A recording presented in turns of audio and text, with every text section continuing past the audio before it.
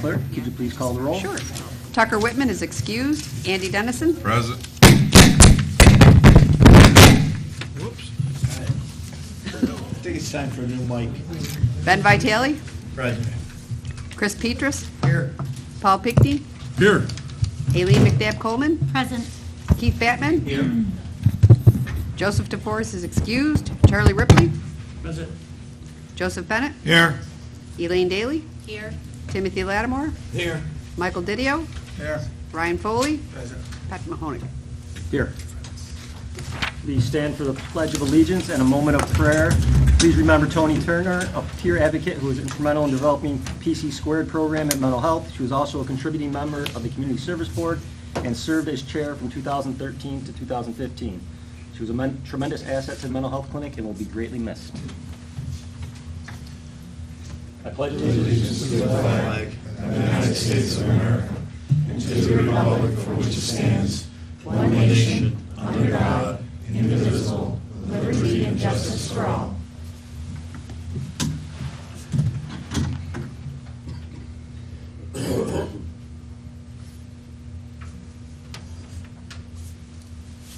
Thank you.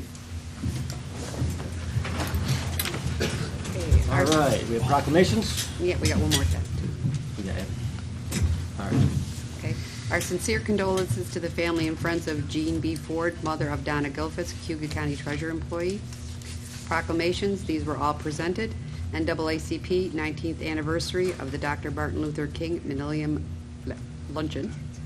Cayuga County salutes Jared Wilmot, Eagle Scout, and Cayuga County salutes Joshua Lidstrom, Eagle Scout. Thank you. We have a presentation from Ms. Cuddy. Mr. Chairman, could people talk on the microphone? Is that better? Yes, thank you. Can you hear me also? Yeah. Good evening, everybody. So I think most of you know me. I'm Kathleen Cuddy. I work as the Public Health Director here in Cayuga County. And we wanted to take a few minutes today to talk to you about the lead task force that was created a couple years ago at the request of our Board of Health. And this was started because we had a case of a child who had been significantly lead poisoned, required chelation therapy, a couple rounds. And when we discussed it with the board, we talked about what can we do to provide greater prevention of lead poisoning than currently was happening within our community. Deanna Ryan is here, and she'll go through the PowerPoint presentation she put together for us. But this was really a great collaborative amongst a lot of entities. County people are involved, politicians are involved, city is integrally involved. In fact, Jenny Haynes is here today from the City Planning Office because she's been part from the beginning. School districts, home site, and a number of others, which I think we have them listed out in our presentation. I hope you'll find it educational. I think you'll find it a little surprising because there are truly some significant health impacts, cost impacts, and in the big picture, social justice issues that I think will be enlightening to everybody, and that you'll learn something tonight. We can talk more if you have any questions, certainly. So I'll pass this over to Deanna. I have heels on, and I'm lowering the mic. Yes, I am. All right. So as Kathleen mentioned, the task force was started after a lead poison case triggered the Board of Health and others to kind of realize that we could be doing something more. So the child was hospitalized twice. We'll go through this later on in the presentation, but this is just some background for you. She was living in a condition that was conducive to lead poisoning, and the unit was so bad it ended up being condemned. And this presentation was made to the City Council in 2015, and then we established a task force in January of 2016. So just for your knowledge, a child can get lead poisoned when paint becomes to be peeling, chipping, flaking, or turns to dust. Can everyone hear me okay? Okay. Most often children are getting poisoned from breathing in the dust or swallowing it off of like toys and their hands and whatnot. In some cases, we've had children that have ingested paint chips and even some molding and some wood chips that have paint on them, and they've been x-rayed and shown to be in their digestive tract. So lead poisoning is a concern specifically to children because their growing bodies absorb it more than they would an adult.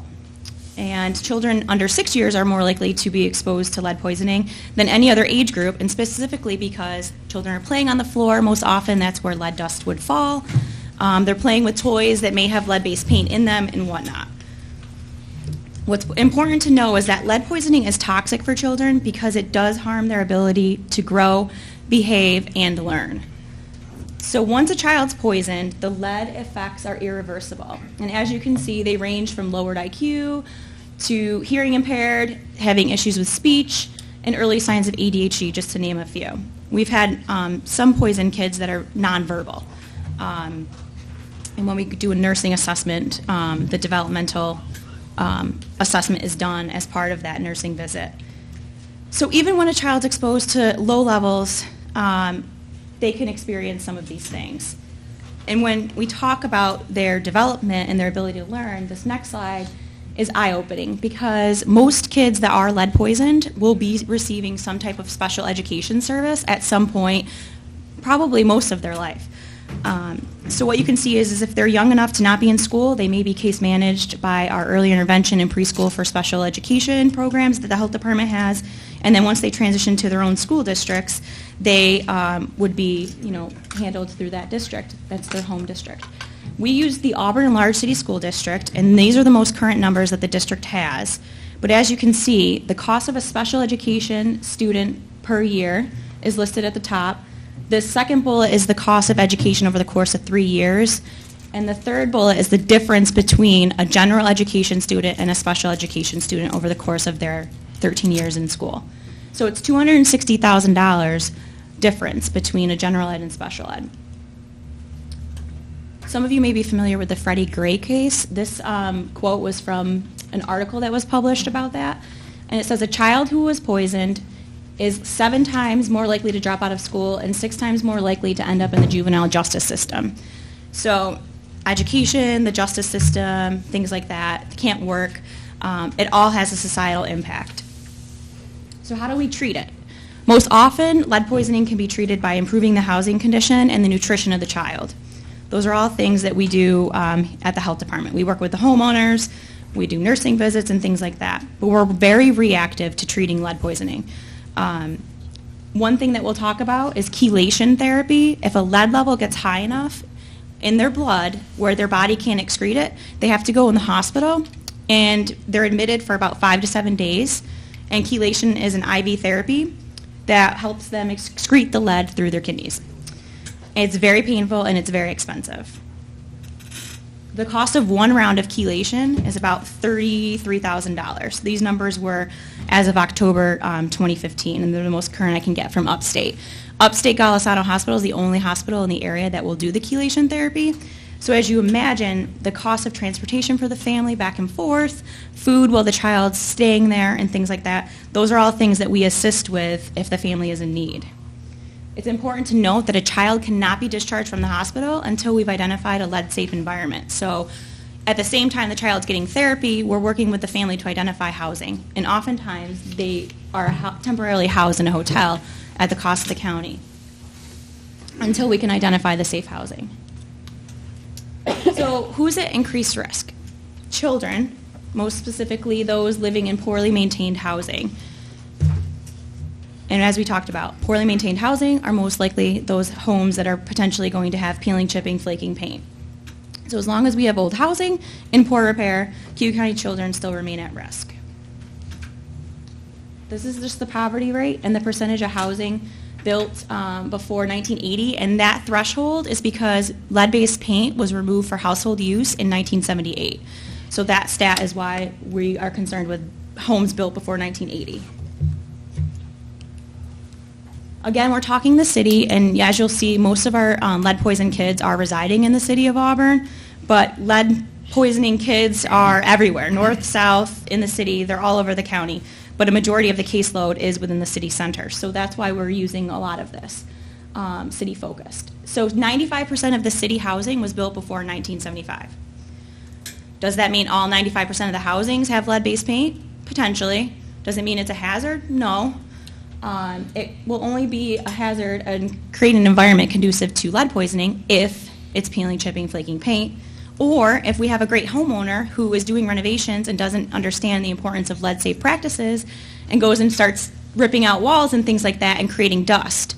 So potentially we've had a couple cases where mom and dad buy a nice older home, they're trying to fix it up, and they inadvertently poison their child just by trying to make a better environment for their kids. So our program at the health department is state grants that we provide case management and education to. So not to get too technical, but if a child's lab result comes in and it's a venous blood draw, if it comes in at 5 or higher, we provide education that's mailed, 5 to 9.9. These are all the state thresholds that we use.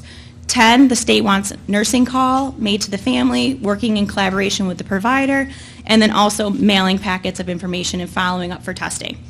Once a child hits a blood lead level of 15 or greater, environmental staff are then going out and doing a home assessment, and usually they try to collaborate that with our nursing staff so then they can do a joint visit if it works out with everyone's schedules.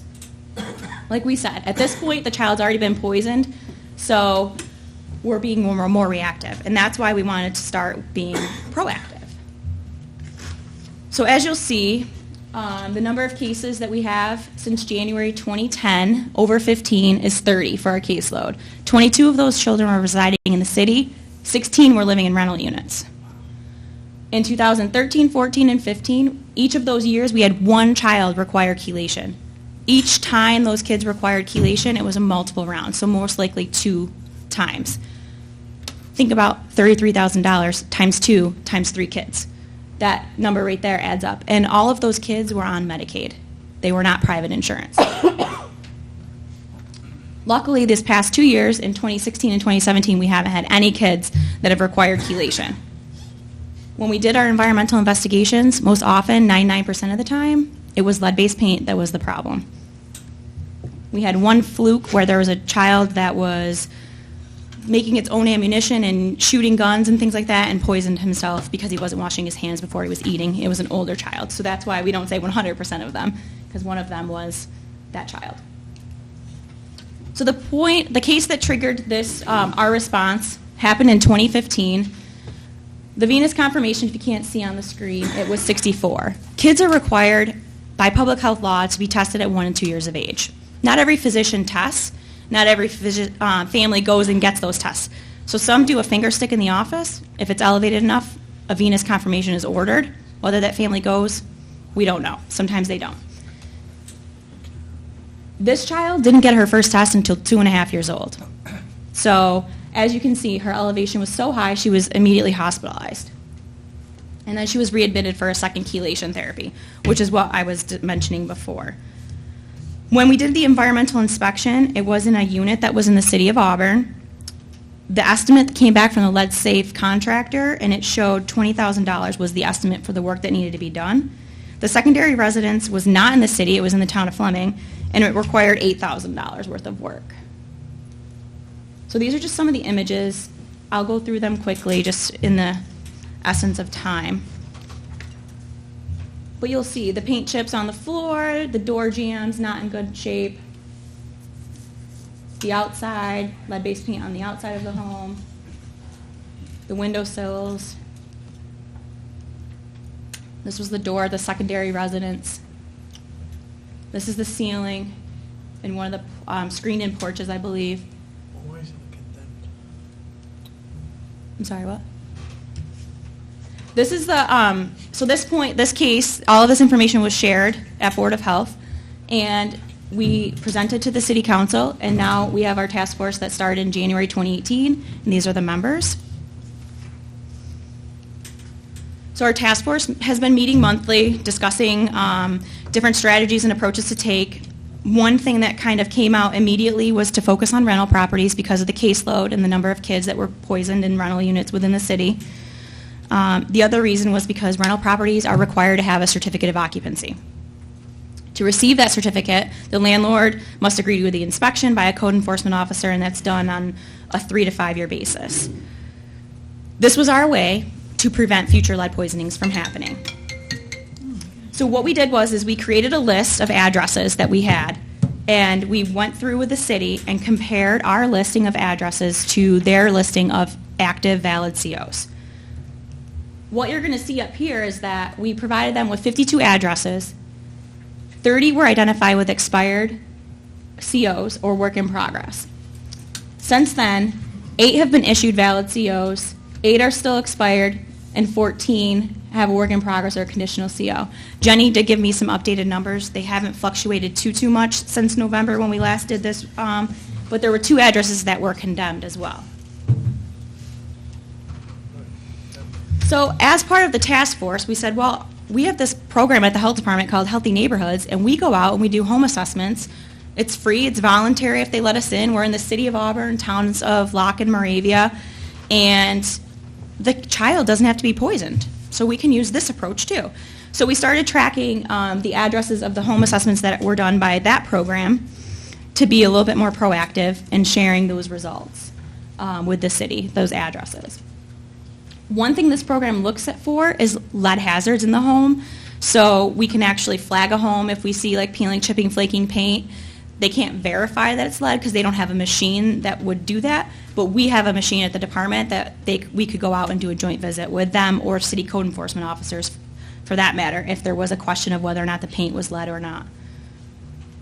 One thing that is interesting is that you'll see a 2 unit in the city of Auburn that was brought to the lead task force attention in the summer of 2016. These are just some of the images. They aren't all are not going to be focused on lead-based paint. They're just kind of what the condition of the home was at the time.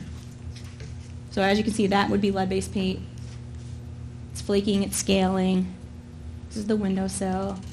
This is the ceiling above a child's bed. This is the child's playroom. The child right there. Paint chips on the floor. This is also a ceiling in the unit. Door jams. Electrical outlet. I think you get the picture. So some questions that were raised at the task force meeting were, okay, well, does this property have a valid CO? When we researched it, yes, it did. It was issued a CO in May of 2016. The home assessment was done in July of that same year, and then the home was condemned for a different reason in September 2016. Another question we asked was DSS issuing a subsidy? Yes, they were on both units. Tenant 1 was getting this dollar amount. Tenant 2 was only getting a subsidy for 2 months.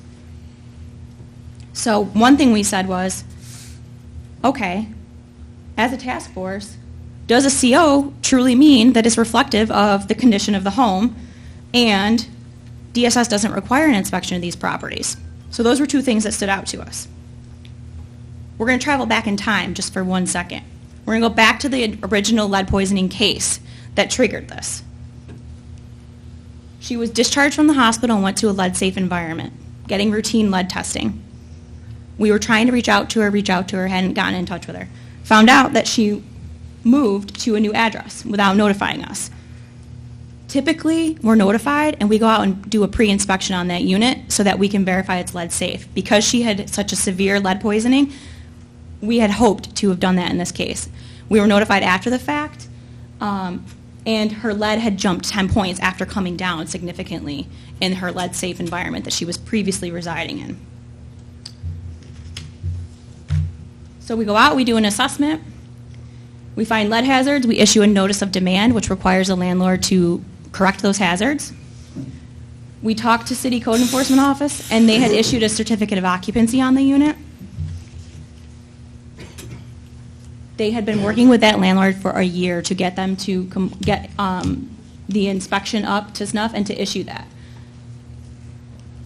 These are just some pictures. They're not the greatest quality, but I just wanted to include them. You can just see some lead-based paint.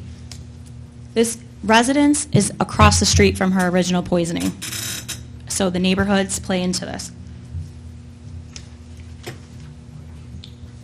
So we are going to continue to work as a county with the city to work together to identify peeling, chipping, flaking paint when our Healthy Neighborhoods goes out and does home assessments, when city code enforcement's doing their inspections for certificate of occupancies. We want to ensure that COs are timely and valid, and we're dealing with some staffing issues because this is a new project that we're undertaking at both the city and county levels. So some of the successes that you'll see from this is that at the same time we were doing the lead task force, dealing with paint, was when Flint, Michigan was happening and all the water crisis. So New York State released funds to help schools test their water, and then also to help homeowners test their water. City of Auburn was recently awarded funding to replace lead service lines that distribute water. We encouraged the city and supported the city to apply for funding to hire additional code enforcement officer, and that did happen. City of Auburn provided CDBG funding to help the landlord-tenant workshop get off the ground. This year there were 80 participants, and lead is a topic that's covered with the landlords. And then we were awarded a grant with Homesite in collaboration with them to offer workshops on lead-based paint, how to properly repair, renovate, and fix all of those hazards for tenants and landlords, and we offer a specific certification for those landlords. If they complete the original workshop, they can go on and get further certification. So some of our short-term goals, as a health department, Kathleen in particular, she's looking at using public health law to designate areas of high risk. We are exploring this option as a way to directly improve the quality of housing stock related to lead. We would be able to go out and do inspections regardless of if a child's been poisoned or not. And right now, our only way in is if a child's poisoned at 15 or higher. So this would allow us in at an earlier time, regardless of if there was a child. And we'd legally be able to require them to make renovations or correct the hazards that we've identified. So our long-term goals are to make sure that the CO is potentially available online, just like you can check, your property tax information on real property. We want to make something similar like that so you can see in real time if a property has a valid CO or not. Maybe look to have DSS institute an inspection process or not issue subsidies on properties that don't have valid COs. And this is huge too, is increase the percentage of 1- and 2-year-olds that are tested. And that's working really hard with the providers, and that's more of our focus clinically on our side, is to work with the providers to get them the machines and work with them to encourage the families to go and get the testing if the testing is not offered in their practice. Does anyone have any questions? Just have one question, or it's more of a comment, but could you explain to everybody, for those that don't have a background in this, the context of why this would be an environmental justice grant and how racial and socioeconomic factors significantly affect the population affected by this type of abolition? So some of our cases are families that aren't on any type of public assistance but can't afford a house or have a low credit score and can't buy their own home, so they're living in rental units. And we were shocked to hear at some of the amounts of rent that they're paying when we saw the types of environments that they're living in. It tends to be poor kids, poor families living in rental units, living in poor housing conditions. I will say, as part of the grant that we have to plot lead cases all across the county, and this is not specific to one neighborhood in the city of Auburn, and like I said earlier, it's not specific to the north end of the county or the southern end. We have cases all over. It just happens to be the concentration are in the city. So, and we have an older housing stock in Cayuga County and in New York State in general. So I hope did that answer your question? Yeah, I was just trying to emphasize the point that this is significantly impacts more people of low socioeconomic status and also poor people of color. And that would be the context with which you would receive an environmental justice grant. Mm-hmm. Mr. Foley. Yeah, just a quick question. So it said on one of the slides that in May of 2016 the certification of occupancy was granted, and then by September the property was condemned. Mm-hmm. How does that actually happen? I mean, it seems rather difficult I think it was condemned for some issue with like the sewer or the water, and not for the conditions that you saw in the pictures. It was separate, and I don't know if how the city was notified about that issue, but it wasn't related to what we were doing. Ms. Daly? Was the addition of the code enforcement officer in Auburn hire specific to get these COs done in a more timely fashion? Is that the hope? That's the hope, to increase the staff capacity to work on the ones that are expired. And I also think also working on like the zombie properties, if you've heard of that, I think that was what helped get the position there and then moving on. Through the If list. you declare this is a public health high-risk area, you have better access to the property? Is that the thought? We hope to have better access. I think we would still have to be allowed in to the unit, just like code enforcement is. But the health department wouldn't need a child being lead poisoned for us to trigger that inspection if the area was designated as a high-risk area. Mr. Lattimore? It's good to see my fellow colleague Jenny here tonight. Jenny, when we did rehabs on Fort Street and other areas with our HUD, didn't we clean the houses at that time? Clean them? Well, I thought they were lead tested and Yeah, when we so- did the renovations on, let's say, 4th Street and West Correct. Any projects that the city does with federal funds, we're required to abate lead paint from those properties. So that was done on Westlake. That's done with any properties we assist through our home repair assistance program as well. And that's been going on for 20, 40 years, isn't it? That's correct. These properties that Deanna's been talking about were not assisted, or did not go through programs like that. There's many, many units in the city, 12,000 units, half of them are rental units. It's really overwhelming, the number of units that may be in these kinds of conditions. Some of them we catch with folks that go through our programs, and some of them we continue to work on. Well, the picture of the house there should have been knocked down, as far as I'm concerned. Thank you. Knock it down. Mr. Batman? Yeah, I just wanted to stress, Deanna did have this on a slide, but I think it's important to stress that, of course, this is about money to some extent, but I was on Board of Health when this came up, and was one of the people that was just aggressively thinking we needed to do something. And the reason for that is I was so taken by the fact that this girl, this child, at the age of 2.5's life is ruined. Deanna rather mentioned that once you get levels that high, it's not reversible.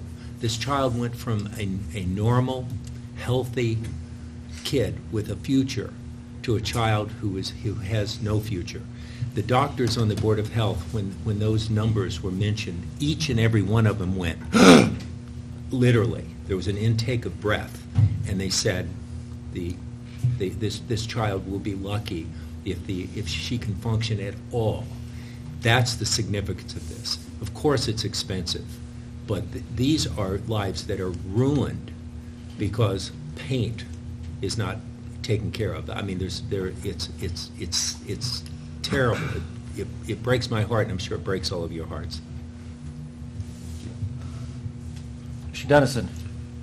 If we're giving some county assistance for some of these places, then shouldn't we have some sort of county policy where we know that they're livable before we do that?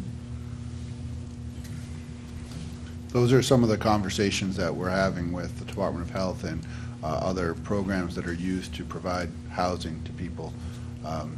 But I think that's something that we have to look at very, very seriously, to the extent that we're subsidizing where people live, ensuring that it's an adequate and safe place, especially for places with small children. Mr. Lattimore?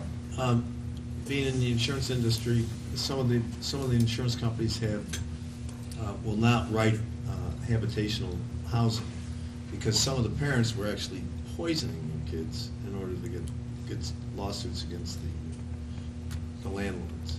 So some of it is self-induced.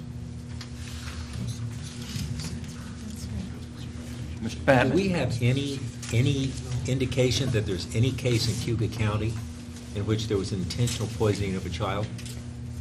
I'm not saying it doesn't happen. Is there any case that we know of where lead,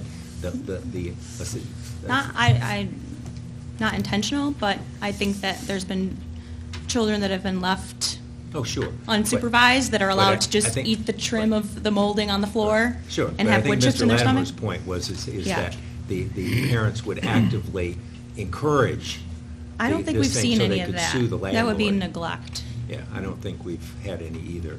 Not that it doesn't happen somewhere, but I don't think that's a problem in Cayuga County Yeah. at this point. It's more of an unsupervised thing that goes on usually. Mr. Foley? Yeah, one more question. So you would be able to, you said you would be able to conduct, or the health department would be able to conduct inspections similar to how codes does, but they would have to be allowed into the residence in order to do that.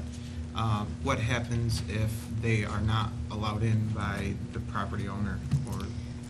I think this is something we're exploring because it would be falling under New York State public health law. So these are questions that we're raising, and we're looking to other counties to see how they've done this. I think And just to elaborate a little more, public health directors can identify buildings, entire neighborhoods, geographic areas as public health areas of high risk. And if we do that, though, we have to make our best efforts to go in and inspect those areas. But we might base it solely on the age of the house and some of the economic factors that are around there, regardless of whether we see it's still an area of hazard. And then when the opportunity presents itself, we'll try to get in there. We would have to do our best effort, but it would still be labeled. And I would be remiss in saying, and all of you are smart enough to know that, one of the reasons we're bringing this up as a potential of something we could do, we would need to discuss the staffing as part of that. Obviously, we're not going to do that today because we want you to think about what's there and give some thought to how significant you consider these issues within our community. But that would be part of further conversations down the line. Other questions? Well, thank you for a very informative presentation, and more importantly, for all the hard work that you all are doing on this issue. Thanks.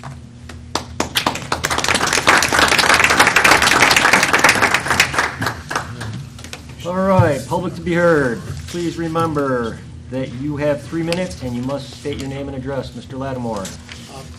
Mr. Donovan wanted the privilege of the floor to talk about opioids.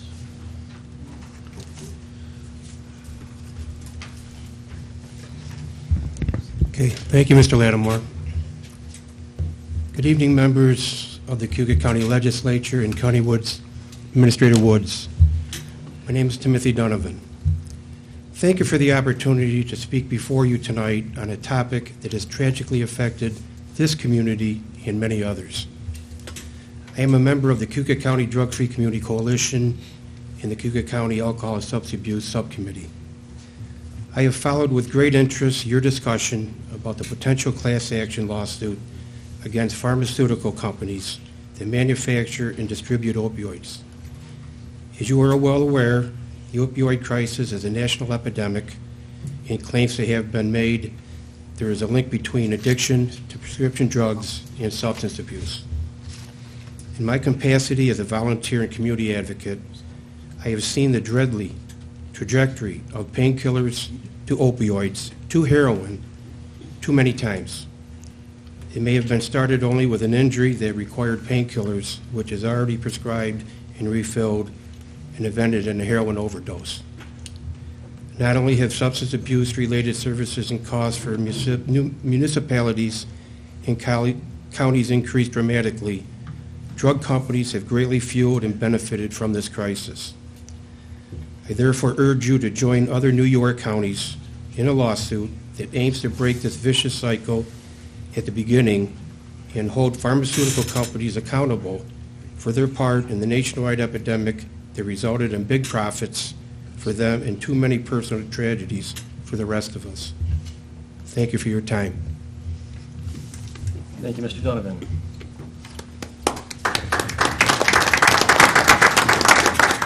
We also have Mr. McCune from District 12.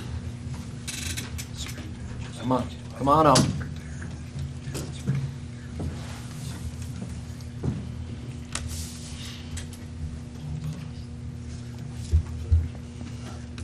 Good evening, Mr. Chairman. I'm Here to talk about, my name is David McCune. I'm a resident, 11 Locust Street, a retired citizen.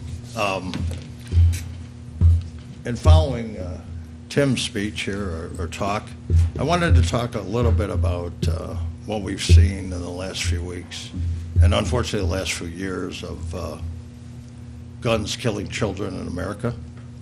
And it's very disturbing when we have 5-year-olds mowed down by an AR-15, and we have 17-year-olds mowed down by an AR-15. And these guns have no place in America. They belong on a very secure military installation for training only. And I know there's talk about that's circling around, and I don't know how the sheriff feels, but about arming teachers or arming other citizens. To face a gun of that magnitude would be virtually impossible. I would think anyone with a handgun. But 25 years ago, Senator Moynihan in the Finance Committee of the U.S. Senate proposed that we go after the bullets. And he proposed significant increases in the price of bullets because the supply of bullets in the United States was maybe 4 to 5 years. Well, we have guns that are going to last for 200 years. Even today, you can buy 1,000 bullets for less than $50 that would go into an AR-15. And, I find that there is no place for assault weapons. And I don't know if it's within the county legislature's position to think about banning assault weapons, or even looking at a sales tax increase on certain bullets that would kill our children. Thank you. Thank you.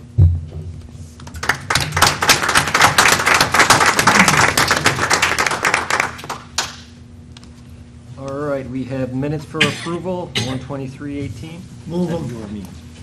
That's okay. Is there a second? Do we have a second? Second. Any discussion? All in favor? Aye. Opposed? All Okay, right. we had 3 emergency resolutions.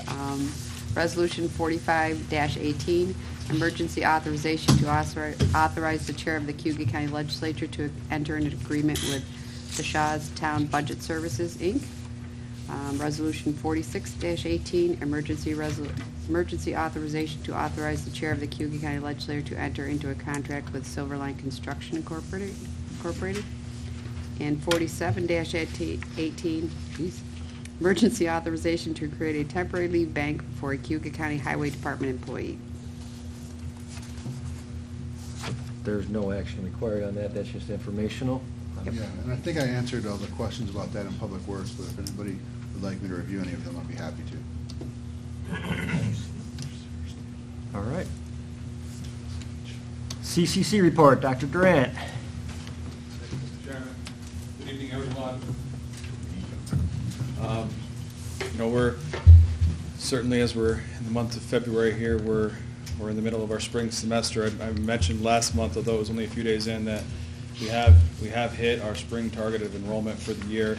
We're on pace to hit our enrollment mark for the entire academic year at this point, and it's actually the first year of growth the college has had, I believe, since about 2011. As an example of that, we talk a lot about FTEs and enrollments and headcount, but let me just simplify it for everyone. This past fall, we served over 500 more students than we did the previous fall. Most of that enrollment is part-time, obviously. Most of that enrollment comes from our partnership with our K-12 schools in both Cayuga and Oswego County. And also, we've had some growth in our prison program when it comes to being able to serve people in other capacities. What's significant about that is the college served nearly 5,000 students, well over 4,900 students overall, which is significant. And when you looked at the way that means from a funding model and all those other things that we've talked about in depth here in the past, we may only have 25 more FTE this year than we did last year. But 500 more students is a significant number in a given term. and that's just in our credit-bearing program. So I keep highlighting these things, and we'll demonstrate this to you in more detail in the coming weeks. But I want to keep highlighting that ultimately what I believe our goal is to be able to serve as many people as possible and take advantage of what we offer. And that's an individual. That's not an FTE or statistic. And so we want to be able to remember that as we go. Because when we always transition this time of year to financial modeling, we talk about metrics that bring full-time equivalency down and forget about individuals.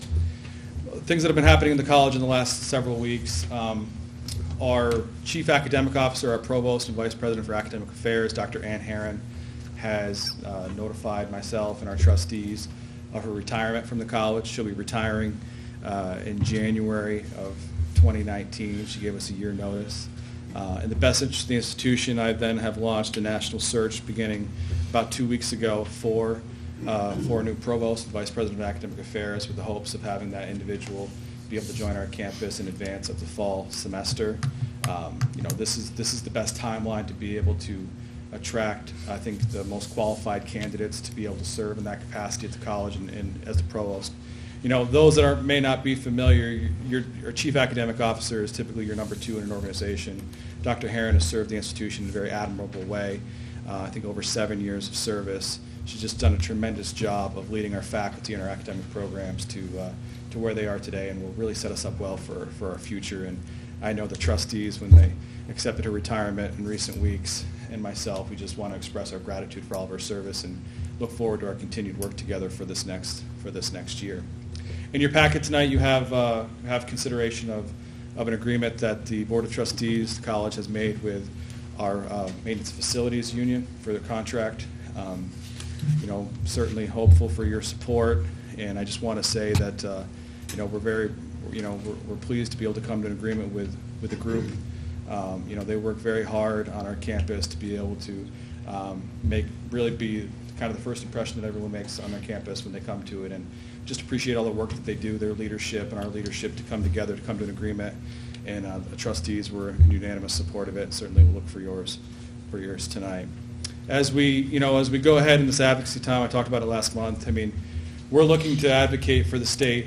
Primarily our focus right now as community college presidents is to ask for them to change the funding allocation system and structure for the state allocation. Right now we get funded on a per FTE basis. And what we're asking for as a group of colleges is for some sense of maintenance of effort, predictability. What can be understood here in this room is similar to what the county sponsorship model is, right? You have a standard maintenance of effort that is a responsibility and allocation that you give, and have the ability to choose to increase it, and you have graciously in the last couple of years increased 1.5% per year, which I know we're all thankful for. But right now, as it stands, given the Governor Cuomo's budget, when it says flat funding for community colleges, what that means for us as Cayuga, as I mentioned last month, is potentially a loss of nearly $400,000+ of state aid. It says flat funding, and that's flat funding because it's a per FTE reimbursement. That's an enrollment number, and the ability for us to really be able to predict where we're going to go and to be able to make sure we can keep our costs down for students is a real threat when we're losing our funding at the state level at a rapid rate. So we'll be asking for you, continue to ask for your support. I'll be sharing with a number of you our advocacy materials and ask for your support with our local legislators. But ultimately, at this point, it's not about the history that the college has continued to go to a legislator and say, we need more money per FTE, because in all honesty, I don't think that approach has worked. What we need to be doing is really asking for a change of the system when it comes to state funding allocation. We're very grateful for our support of our county sponsor, Cayuga County. We're grateful for our ability to be able to have the chargeback methodology that's out there to be able to bring money from other counties to help subsidize to what you're doing. But the truth is, at the college, we're nearly 50% of our budget now is dependent on enrollment. And when community colleges are funded in the state, that was not the intended goal. The intended goal was to be able to keep costs down from that. So when you have a $29 million budget and significant increase and significant pressure on your student enrollment to be able to predict, I think it's a real concern. Ultimately, for me as the college president, I think it's a concern focused on what our programs can be. When you look at the programs that a number of people in this community want us to offer, a number of people at the state level want us to offer, and career technical education, those are your most expensive programs. Those are your programs that traditionally have enrollment that are not as subscribed as some of your liberal arts and other programs. For us to be able to offer those, for us to be able to be responsive to the community, having predictable maintenance of effort aid from the state is certainly something that we need to be able to be the community college that we want to be, which is responsive and something that we're all proud of. And that's just a small piece of why it's important for us to be able to look ahead and for us to be able to know what we can expect. As a college financially, we believe we're in the best situation we've been in a number of years. I mentioned before, our audit was completed 2 weeks ago in front of our trustees, and we added $1.5 million to our fund balance. In the last 2.5 years since we've arrived and we started working on this, our fund balance has been built up to over $3.8 million, nearly $3.8 million. If we would have spent to budget the first year I arrived, our fund balance would have been under $1 million. So for us, we did what Middle States asked us to do, which was to get our fund balance well over 10% of our budget. We're nearly 14% at this point. We've been able to keep tuition down to only a 1% increase last year. We've been able to actually cut about 8% off our overall budget and spending. What we need to be able to do now is be able to look ahead. And looking ahead for us, a big piece of that is going to be on the predictability of the support from you, the predictability of support from the state, and ultimately making sure that we can hit enrollment goals as we can. As we look ahead for next year, at this point, our applications for admissions are actually slightly up, about 2% from where they were a year ago. And our admissions, our accepted number of students is essentially flat. So we're doing all that we can to continue to serve you well, to serve our students well, and funding is a big piece of it. But I'd rather be up here talking more about the education and the success of our students, and ultimately the resources will be able to allow us to focus more on that. Just the last thing I mentioned, we did receive through SUNY Performance Improvement Fund 3 grants that will help us to do some, I think, really important projects and important kind of investigations. One of them is related to, we received a grant to help us seed a position to explore within our community here the idea of an agricultural program curriculum. Really the goal of this funding is going to allow us to engage in the biggest economic driver in our community, the ag community, about how do we as a college be here to support you. And I wouldn't want to tell you what the end result should be. I'm also not telling you necessarily that it's a full academic program that's required. But what I do know is when you have industries like agriculture, healthcare, manufacturing, and so on, what we need to do and our responsibility as a college is to make sure that we're at tables with the community to make sure we can support them in any way that we can. And this funding will help us to intentionally engage in a conversation with an important sector and hopefully be able to demonstrate our commitment for their success in any way that we can. In addition to that, we received funding to help us with an advanced manufacturing initiative on our Fulton campus. We have been actively pursuing some funds and support to be able to do an advanced manufacturing institute on the Fulton campus. A number of private industry partners have come forward to engage in that. This is additional funding to help set us up to explore the feasibility of that. We're also applying for a number of other grants to help close the gap between what the cost may be and where we're at today. And the third one I think is a critically important one, and hopefully one that will make people excited. It's focused on building up more intentional career services at the college and support at the college. Ultimately, 60+% of our graduates go on to 4-year schools, immediately transfer. That leaves a significant percentage of our students who intend to go to work, and we need to be doing our job to make sure that value at the end of education is not just learning, but it's in their goal, which is going to be into work. And we think our job is to help do a better job of making them prepared, giving them access to employment, and helping support local human resource needs in our industries. And these funds will allow us to do that. In total, it comes to about $600,000 in grants we've recently received, and we'll be able to help utilize those over the next 2 years. I'd be happy to answer any questions. Gladmore. Mr. President, very good report. I happen to be down in Pennsylvania where Lehigh and Lafayette colleges were built to support and educate some of the leaders in the steel industry. And I appreciate the plastics industry that we have here, and I know that you're doing some advanced manufacturing there. But I still think that one of the underutilized technologies that we have is the IAGT, and as you know, there's not too many there's no community colleges that has a relationship with NASA that we have. So I don't know why we're not fighting for that, but maybe you can explain that later. Thanks. Any other questions? Mr. Dennison?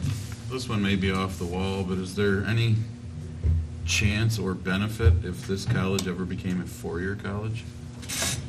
Any chance or benefit that it will be a four-year college? If it became a four-year college, would that? Well, by state law, it can't unless the charter was changed as a community college. I think what you're seeing nationally in some states that have highly populated areas where their typical public four-year schools may not be able to meet all the demand of enrollment, you have seen certain states change their charter to allow community colleges or associate granting degree institutions to allow them to offer baccalaureate degrees. I'm not sure if New York would ever be one of those states, candidly, because of the way that the structure across the state's been set up with 64 campuses. Location-wise, you have state-funded four-year schools relatively close to you. And so I don't think that necessarily will be there. If we're looking ahead, I think one area to be open to, though, would be as industries may force, like an RN, for example, when you have RNs that are now going to be required to have bachelor's degrees within 10 years of completing an associate's degree, getting into the workplace, that may put a pressure on the other institutions that offer those degrees and may look for schools like community colleges or others to be able to have an exemption for something like that. There's not necessarily any talk of that. That's not something that, I'm just giving you an example of what may happen. There may be an industry or a sector, given the supply and demand of other programs around that are publicly supported, that may result in that.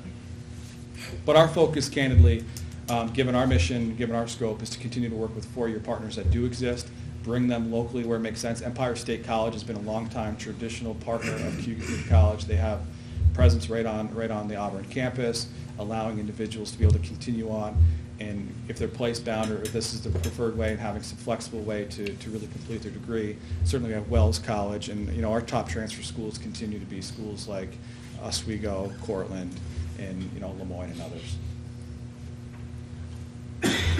Any other questions? Thank you. Thank you, appreciate it. All right, we have committee reports or individual legislator reports. Is that you again? No, that was you. Okay.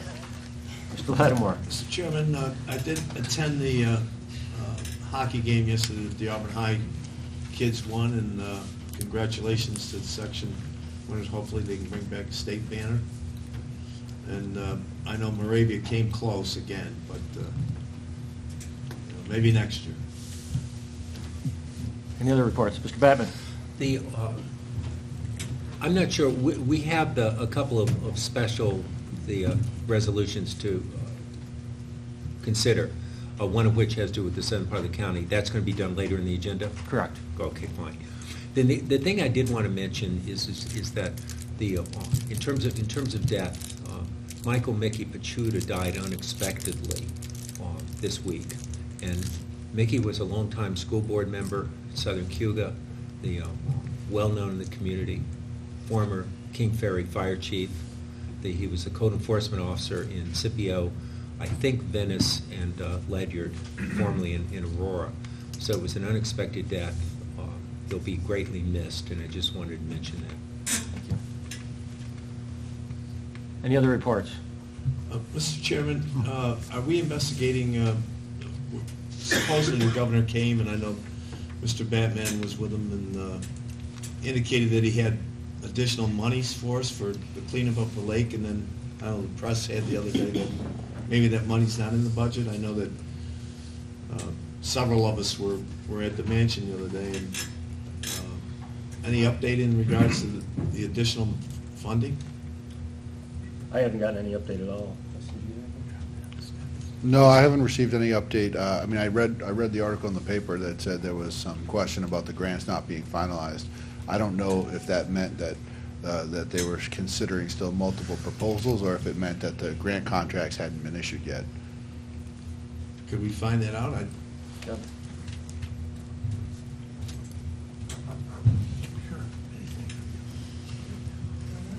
Any other reports?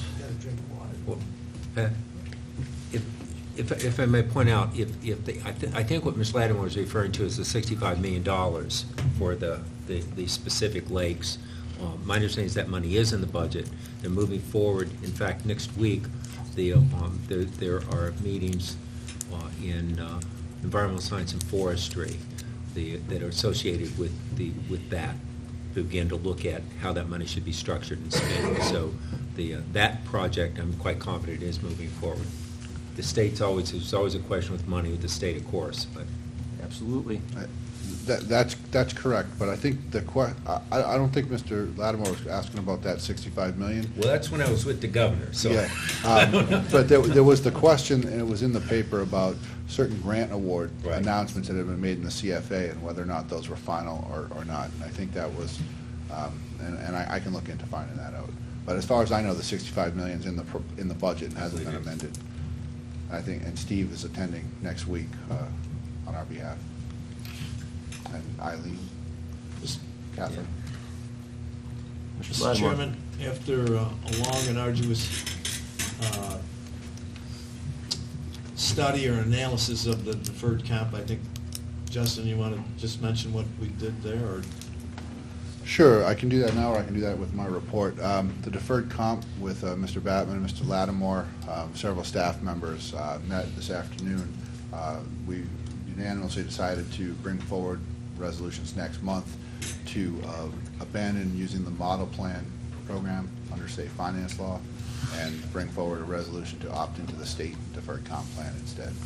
I don't think that's a surprise to you, because we did ask you last month, I believe, to put those contract negotiations on hold, which we did. And, we finished vetting those plans and ready to bring forward a proposal at the next legislative meeting. Excuse me. But the economy of scales, Mr. Chairman, it's better with the state. They have $12 billion to invest, which reduces our cost, and it takes us out of the fiduciary responsibility of managing the fund for the employees. According to the analysis done by the Treasurer's Office, the yields, the returns have been slightly higher in the state program over the model plan provider we looked at. The cost and expense ratios are much lower, and our research through the Human Resource Department has demonstrated to our satisfaction that the counties who are using the plan and who have recently transitioned to the plan have seen both positive experiences and growth in participation. So we'll be very excited to bring that forward next month. Any other reports? All right, County Administrator. At the Health and Human Service meeting, Mr. Lattimore asked if, based on some of the things we were talking about with Ray, if we had kind of an overall picture on the county budget of how much of the budget was unfunded mandates. The Treasurer's Office and Lynn Marinelli have been working on putting those numbers together, which we will include the detailed breakdown of that in the monthly report, in the written report. But it's a little over 92.5% of the county's budget is directly mandated by the state.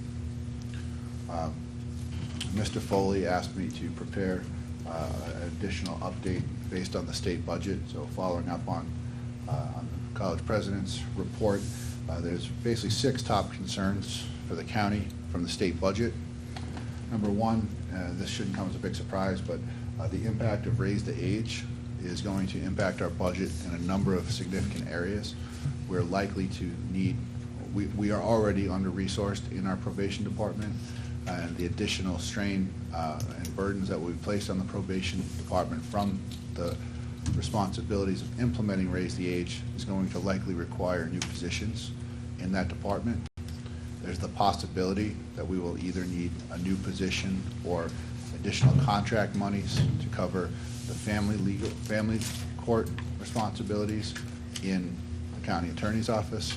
There will be other impacts in transport costs and potentially with the sheriff's department, and potentially contract costs with servicing of other agencies or nonprofit providers to house and transport the youths who are under this law. We don't have exact numbers, but we are working on our draft plan, our implementation plan, and we will be preparing numbers for that. Jay is taking the lead on coordinating all of our partners in that. We had a meeting with the court and the sheriff's department and several people last week, and we're continuing to lay out our planning strategy for that. Ray is looking at a number of ways we can offset some of that cost through complementary programs, and as you know and has been reported to you over the last year, the state is committed at least to picking up 100% of the costs of increase that we experience from Raise the Age. So there's a significant impact, but as long as we document it, we have it planned out, and we can show that the cost is actually attributed to this law, there should be some state support for that. But we'll see how it all plays out over the course of the next 2 years. One of the positive things that's in the state budget is the proposal to modernize sales tax collections.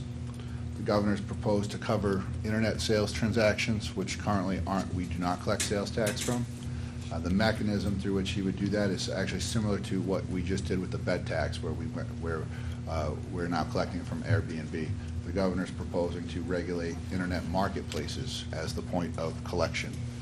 That would likely yield in an increase in sales tax in the county, and I think provides other opportunities that might prompt us to take a good look at what our sales tax formula is in the county. The president talked about restoring cuts to the community college, and really the lack of increasing funding to the community college is a shifting of costs to the local taxpayers, and one that we're going to continue to burden if the state doesn't adequately fund community colleges. And lastly, I think one of the two of the other big areas in the budget, the other big area in the budget is funding early voting. The proposal to fund early voting, I think from a policy standpoint, creating access to voting is a very good thing, but there's also a significant cost that could come from that. We want to ensure that the state adequately funds that, or the counties are going to be left having to pick up the tab on that. The other areas from my report that I'll go into more detail in the written monthly report is the enterprise fleet vehicle. We had 3 resolutions that had worked their way through committee this month to authorize the purchase of new vehicles. We are really doing some due diligence right now on an alternative proposal than purchasing the vehicles we had slated. We had several meetings with Enterprise to begin to break down whether or not there are cost savings and benefits to using their fleet management system. The Sheriff's Office participated in several of those, and I think was surprisingly impressed with the ability to, when they started doing this a few years ago, they weren't doing police vehicles, and they've had a couple years of experience with that now, and the ability to put our vehicles on a cycle where our people aren't driving old vehicles, where we can kind of commit to a capital improvement budget cycle of turning vehicles over at the appropriate time, trading them in when we can achieve maximum return on that investment, may, and we're still going through the details on this, but may provide a reason to do that leasing instead of the purchasing. So we've asked that those resolutions for the sheriff's vehicles and the health and human services vehicles to be tabled this month while we continue to do that due diligence.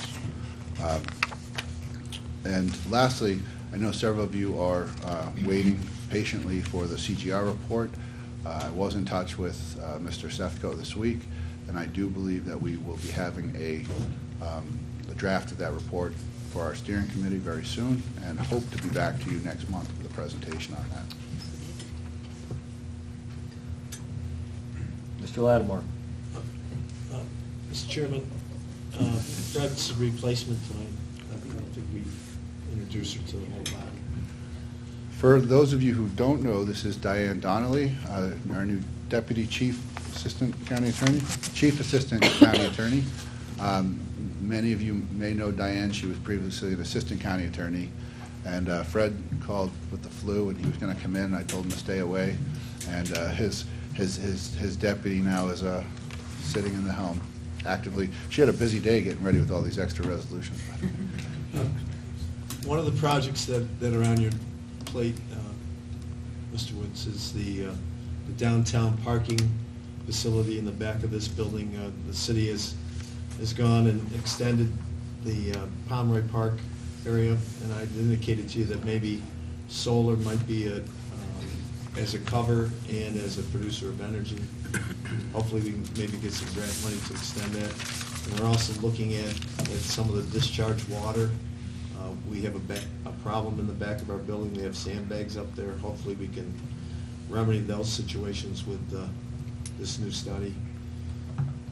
And I mean, I happened to be at Harvard Tuesday night, and our city hall was designed by the Harvard architects, and the new building that's going in there is architecturally wrong. So I just want to put that out there. We'll have to take a look at, whether we can, I don't think the work that we've submitted to the legislature and requested for approval includes solar covers on the parking, although I do think that's an interesting and exciting prospect.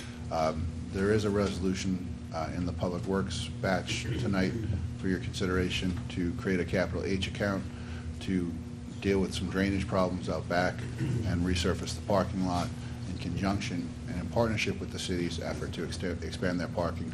And Gary and I have been in discussions with the city manager about the prospect of, while that work is being done, the city assisting us in making the parking garage available to our employees at no cost while we're doing that work. So it's been a good process to work with the city from a building and grounds and engineering perspective, and to work with the city manager. It's been a real collaborative effort, and we're timing our work to complement both the work they're doing out back and the road reconstruction on Genesee this year.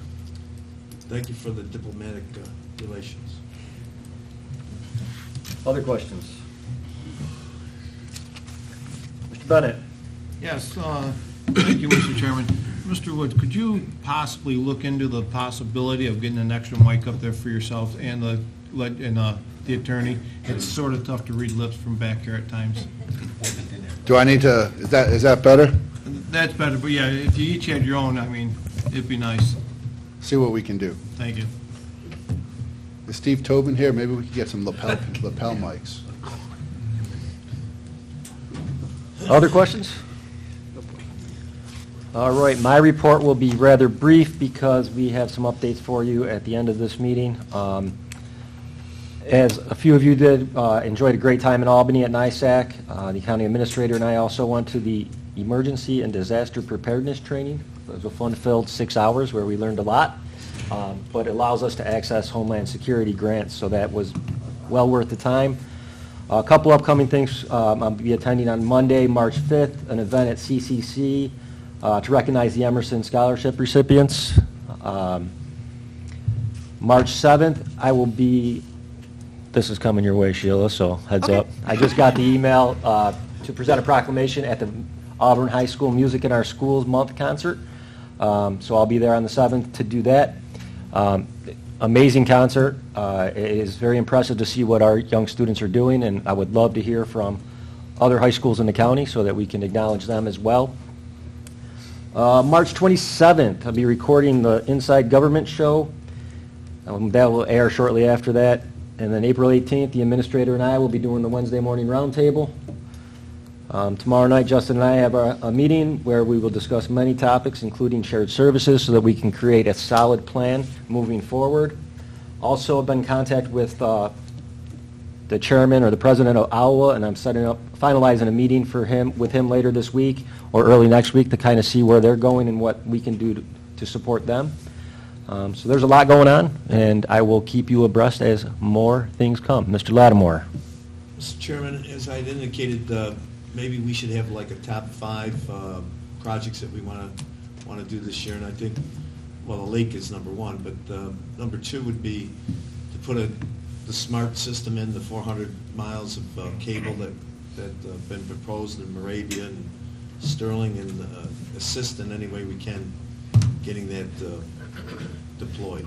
Absolutely. And anybody feel free, there's a whiteboard in the office.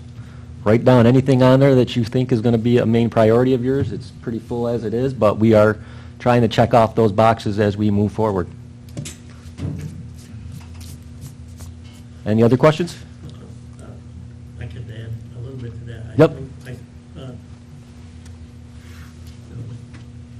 spoke with Karen Rankin Saturday. He's changed his delivery. He's gonna start on the southern end of the county and work up. That was as of Saturday. Okay. Which means it's gonna hit right Auburn a lot sooner than what we anticipated. Okay. He's gonna be done down there in Auburn and Moravia by the end of March. So, it's coming this way. All right, thank you. Mr. Chair, since you, we're also pointing out important events. Friday night is the Ignite Winter Carnival. I will be one of the guest judges at the chili cook-off, as will Phil Bauso from the Social Services Department. And the other big event from the county staff, at least, is the Treasurer's Pancake Breakfast is coming up in March. And I don't remember the date, but I think you all got an email about it. All right. Mr. Foley. If we're going to mention important dates, also tomorrow there is a health department roundtable discussion for the community. I think it's 1 to 4 p.m. That should be acknowledged as well. DSS. Thank you. All right. Is this me or you? Let's see. Appointments and reappointments? Mr. Chairman, a motion to waive the reading of the appointments and reappointments? So you would like to offer them as a bundle? Yes, sir. Is there a second? Mr. Bennett? Any discussion? If not, all in favor? Aye. Opposed?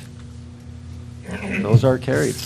Okay. Communications and announcements? I think we just did them all. No, not We got- appointments. Oh. Maybe really not. Okay. Letter from Colb DeFrancisco and New York State Association of Counties regarding the receipt of certified resolution 43-18, calling upon the governor of New York State to delay the pistol permit deadline. All right, thank you. And we can jump right into resolutions. We have Ways and Means up first. Thank you, Mr. Chairman. Ways and Means has 4 resolutions, or 5 resolutions that went through committee. I'm going to abstain on Ways and Means 5 to ask what?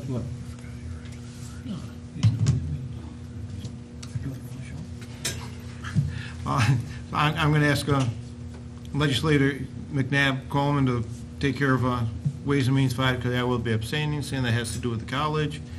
And then Ways and Means 6 is just appeared on our agenda for today, and if I would like to offer that up as an individual later. So you'd like to offer Ways and Means? 1 through 4 is a bundle. He's got to do 1A and B. Can we do our regular monthly resolutions prior to that? Okay, we regularly monthly resolutions 1A and 1B. I'd like to offer them up as a bundle. Second, Mr. Pinckney. Any discussion? All in favor? Aye. Opposed? Those are carried. So we have Ways and Means 1 through 4 as a bundle. Motion. Second? Second. Any discussion? All in favor? Aye. Opposed? That's carried. Ways and Means 5. Mr. Chairman, I'd like to offer up Ways and Means 5. It's been through committee. Approving the collective bargaining agreement between CCC and the American Federation of State, County, Municipal Employees, Local 932-C, AFL-CIO, and the college for a period of September 1st, 2016 through August 31st, 2021. Do we have a second? Second. Any discussion? Mr. Lattimore? Mr. Chairman, we've been on past boards where, we haven't had a timely resolve with some of our collective bargaining units, one of them being the college. This is much quicker and timely than we've had in the past. We're making progress. Thank you, Mr. Chairman. I'll be in favor of this. Thank you. Mr. Bennett? Yes, Mr. Chairman, I'd like to go on record with abstaining on this matter. All right, Mr. Bennett has abstained. So noted. All right, all in favor? Aye. Opposed? That is carried. WM6. WM6 was added today, Mr. Chairman, approving the collective bargaining agreement between the Cayuga County Deputy Sheriff's Police Association and the County of Cayuga for a period of January 1st, 2017 through December 31st, 2019. So there's been some emails flying around on this, and I believe we got the final approval today from our Labor. Labor Council drafted resolution, our chief assistant, what is it again? I'm sorry. Chief assistant edited it and approved it to form this evening. And I believe the sheriff's union ratified it last night, and the sheriff's eager to go back and hopefully give them some good news after you vote. Okay, I'd like to move it. Second. Any discussion? Mr. Lattimore? Mr. Chairman, as Mr.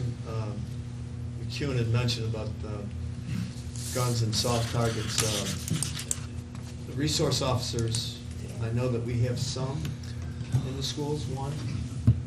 Is there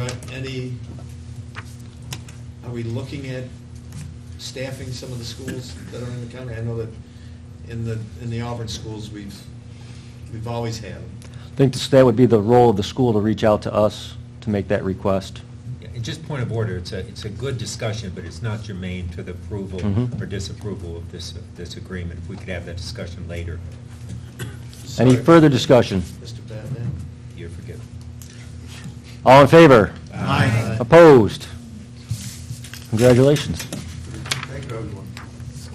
All right, Health and Human Services, Ms. Daly.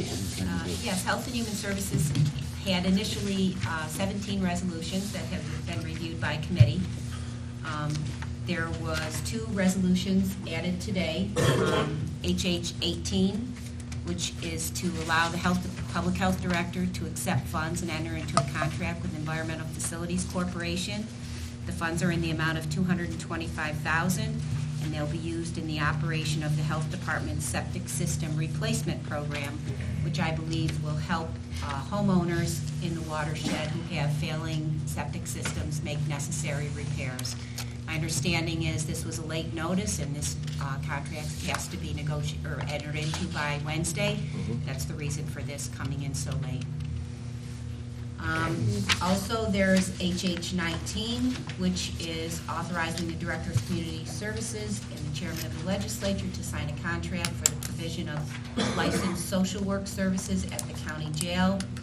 The licensed social worker would be paid $30 an hour, and there would be 12 hours a week of work provided, and this is required services for inmates in the jail who need mental health assessments or some type of mental health treatment. And my understanding is this is a requirement that this service be provided.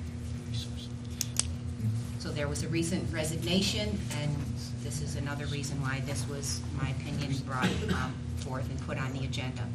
So what I'm asking is, also in addition, I'd like to request HH 10 and HH 16 be tabled as recommended by the county administrator, so that there could be a better study if this is the right direction to go in managing the fleet of vehicles.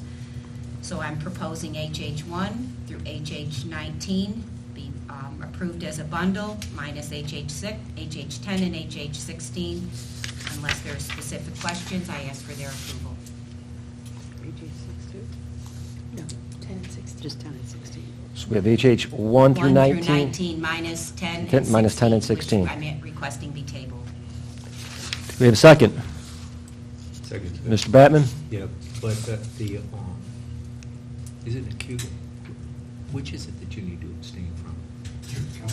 Okay, and there's no Cayuga Council. Thank you. I was just thinking. Any further discussion? All in favor? Aye. Aye. Opposed? Those are carried. Anything else for us? Thank you. Government Ops. Mr. Chairman, Foley. Government Operations has 3 resolutions that have gone through committee, been approved. I offer them up to this legislature as a bundle unless anyone would like one singled out. We have a second on GO 1 through 3. Mr. Ripley, any discussion? If not, all in favor? Aye. Opposed? Those are carried. Planning. Mr. Chairman, planning has 4 resolutions before you. All have been through committee. I'd like to offer as a bundle and seek approval. We have a second on PL 1 through 4. Second. Mr. Bennett. Any discussion? Not, all in favor? Aye. Opposed? Thank you. Motion carried. Public Works. Thank you, Mr. Chairman. Public Works has 6 resolutions. They've been through committee and passed. I'd like to offer them up as a bundle. We have PW 1 through 6 as a bundle. Do we have a second? Second.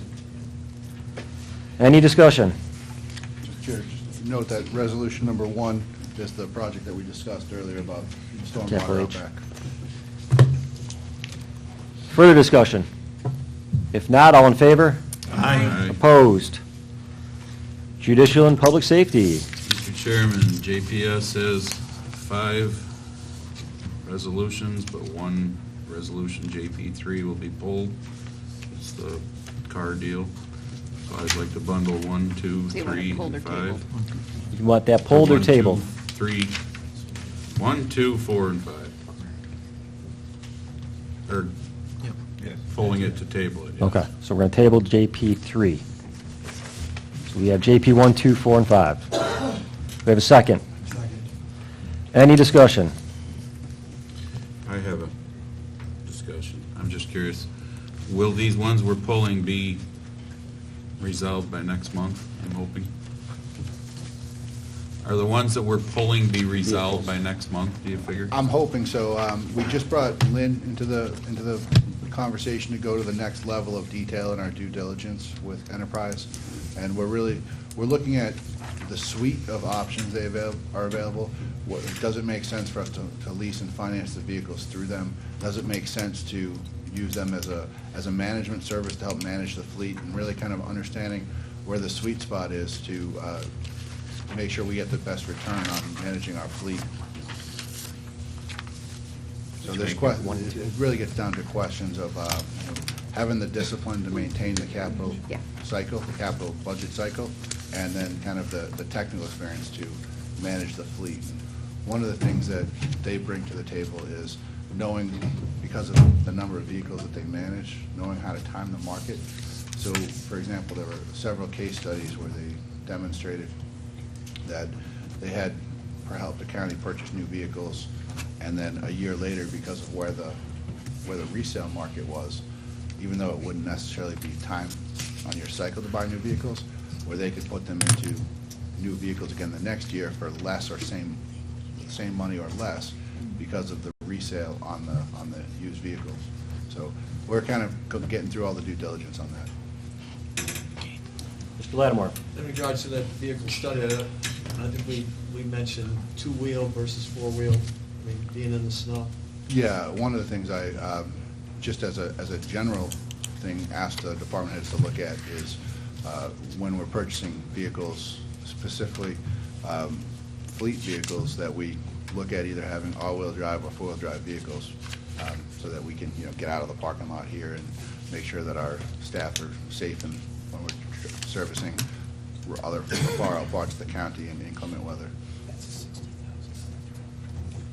Any other discussion on JP 1, 2, 4, and 5? If not, all in favor? Aye. Opposed? Those are carried. We have Ledge 1 and 2, which have been through all committees. I would propose that we vote on them as a bundle. Second.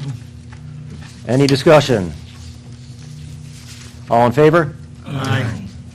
Opposed? Ledge 3, which was added today. Mr. Batman, would you like to address this one?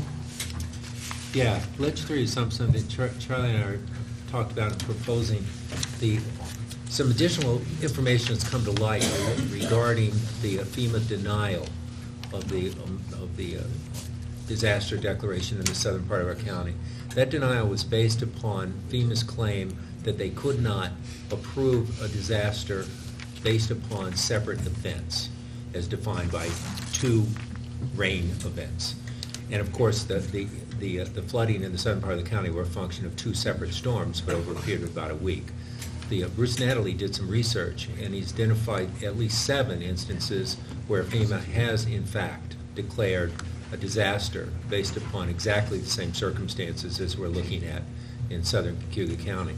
It's too late there's no process for an additional appeal at this point. And so our only option is to turn to our elected officials most importantly, Congressman Katko, and then also Senator Schumer and Gillibrand, to ask them to go to FEMA and fundamentally to say, you made a mistake, you applied this information incorrectly, and we would like reconsideration and approval for disaster. This is potentially worth somewhere in the range of $1.3 million to Cayuga County, and another, the $600,000 to $1 million for the village of Moravia and the towns involved, which are several. So it's important that we move forward with this as aggressively and soon as we can. And that's based on the 75% of the $4 million total damage to the county? Yeah, it makes us eligible theoretically for 75% reimbursement of our costs. So I would make that motion. Do we have a second? Second. Mr. Dennison, any discussion? Mr. Chairman? Of course. I'd like to propose, who is reaching out? Is it going to be the chair reaching out to our elected officials, or the Yes, body? the chair of the legislature, in conjunction with our county administrator. That's it? That's what the resolution says. That's enough muscle? Okay. Well, they need help. I welcome any more Anybody muscle, can- Mr. Lattimore. I'm not at the gym as frequently as you. I don't want to make phone calls if you guys have already. It's a team effort. The more they hear, it's often better. So, we'll take the initial lift, but it's always good to have more and frequent communication on that part. All right, any other discussion? Just want to say that Steve and Bruce and the planning team did really great work helping research and document this. All in favor? Aye. Opposed? Ledge 4, again added today, but some emails came out. I think everybody's had a chance to kind of look at this. So do you want to give the update?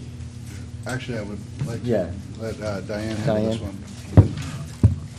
As you may be aware, the Village of Union Springs is filing an amicus brief in a U.S. Supreme Court case regarding the ability to sue Indian nations. The Village of Union Springs is filing their brief in response to a amicus brief filed by the Cayuga Nation seeking to limit and reverse the decision. The amicus brief is a filing as a friend of the court to give the court additional information to consider, apart from the parties who are a part of the case itself.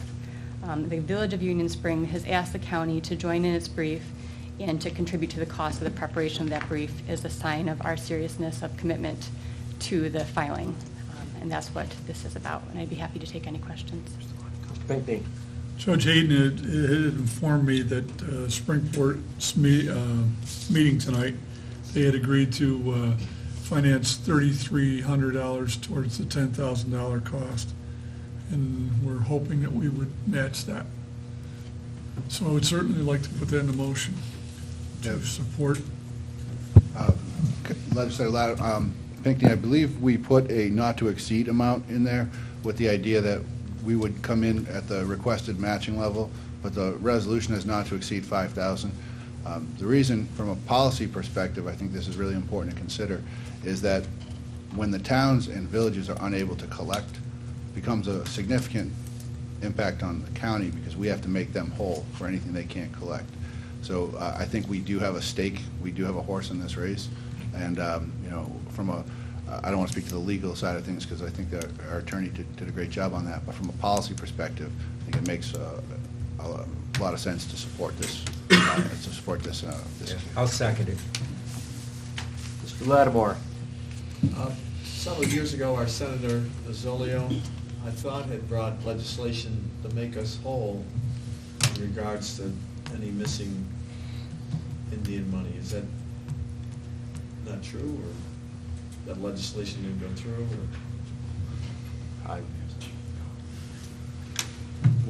Yeah, I think the way that works, Ms. Lattimore, is that each year, the Senator Nozzolio has proposed as part of the budget process an item to make us and Seneca County whole.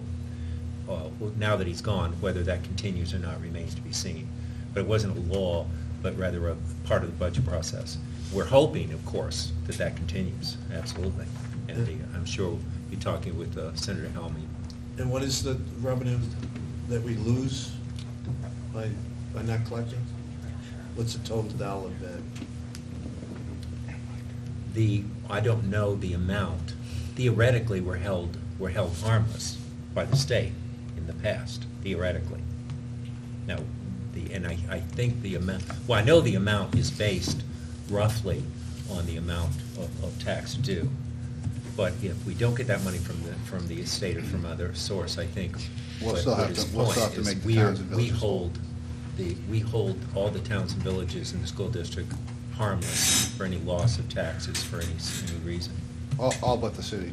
Yeah, not the city. Right. City makes up. City makes the county whole. Yes. Any other discussion?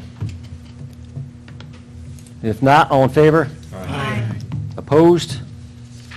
That is carried. At this time, I would entertain a motion for executive session. Motion. Second. Discussion? Brief. The reason would be proposed pending or current litigation. I would like to invite in Mr. President Durant, Dr. Durant, everybody else, and Diane, of course. There'll be no action taken after the executive session. So, Charlie, So Pat, you're all set.